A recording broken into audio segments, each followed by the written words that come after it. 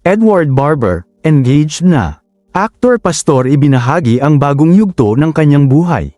Isang nakakagulat ngunit masayang balita ang ibinahagi ng aktor at pastor na si Edward Barber matapos niyang ihayag na engaged na siya sa kanyang non-showbiz girlfriend na si Ricky Umali.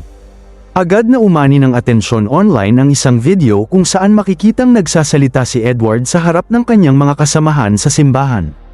Sa halip na isang karaniwang mensahe lamang tungkol sa pananampalataya, naging espesyal ang pagkakataon ng ibahagi niya ang isang personal na bahagi ng kanyang buhay, ang pagkakaroon ng babaeng matagal na rin niyang ipinagdarasal. Ayon kay Edward, mula nang huli siyang makapunta sa naturang pagtitipon ay nagbago na ang kanyang buhay pagdating sa pag-ibig. Ibinahagi niya na dati ay pakiramdam niya ay siya ang most single person sa kanilang lugar. Ngunit ngayon, buong saya niyang ipinahayag na nasa isang magandang relasyon na siya. Mas naging emosyonal ang sandali nang sabihin niyang hindi lamang girlfriend ang kanyang kasama sa larawan na ipinakita niya sa LED screen. Diretsahan niyang inanunsyo, "This is not just my girlfriend. This is my fiancé Ricky." Sinundan pa ito ng paglilinaw ni Edward na siya mismo ang nag-propose kay Ricky at tinanggap nito ang kanyang proposal. "I proposed to her, so she's now my fiancé," aniya. Malakas naman ang naging reaksyon ng mga taong naroon sa simbahan. Nauwi sa palakpakan at sigawan ang kanyang announcement, habang mabilis namang kumalat sa social media ang video ng kanyang revelasyon. Sino si Ricky Umali? Dahil hindi naging bukas si Edward tungkol sa kanyang romantic life, marami ang naging curious tungkol sa babaeng nakakuha ng kanyang puso. Batay sa viral photos na ibinahagi online, makikita sina Edward at Ricky na magkasama. Nakasuot si Edward ng white linen polo habang nakayakap sa kanyang fiancé na naka-white dress. Kapansin-pansin din ang kamay ni Ricky na ipinakita ang engagement ring. Kalaunan, kinilala ng ilang netizens ang kanyang fiancé bilang si Ricky Umali.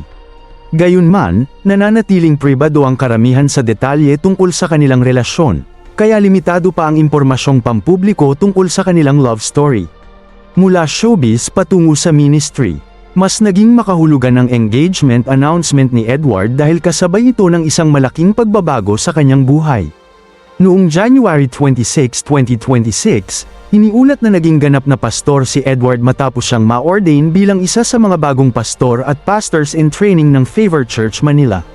Matagal na ring ibinabahagi ni Edward ang kanyang desire na maglingkod sa Diyos.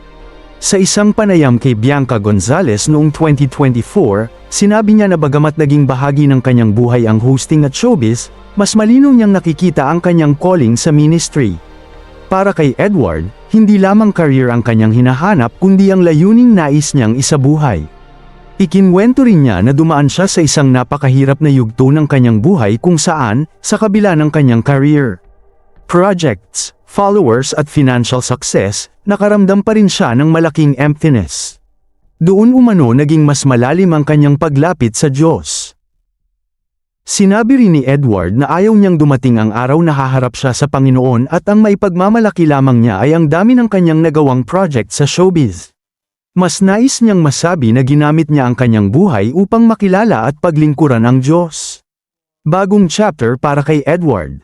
Kaya para sa maraming taga-subaybay, ang engagement ni Edward ay tila isa pang mahalagang milestone sa bagong chapter ng kanyang buhay.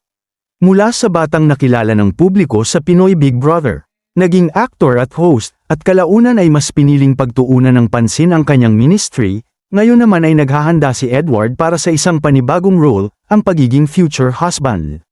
Maraming fans ang nagpahayag ng kanilang kaligayahan para sa aktor-pastor. May mga nagsabing parang kailan lang nang makilala nila si Edward noong PBB days, ngunit makalipas ang ilang taon ay narito na siya ngayon, engaged na at nagsisimula ng panibagong yugto ng kanyang buhay.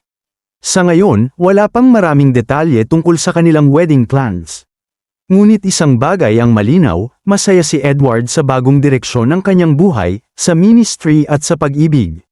At para sa isang lalaking matagal umanong nanalangin para sa isang relasyon, tila isa itong personal na patuto na nais niyang ibahagi hindi lamang sa kanyang fans kundi higit sa lahat sa kanyang pananampalataya. Congratulations, Edward and Ricky!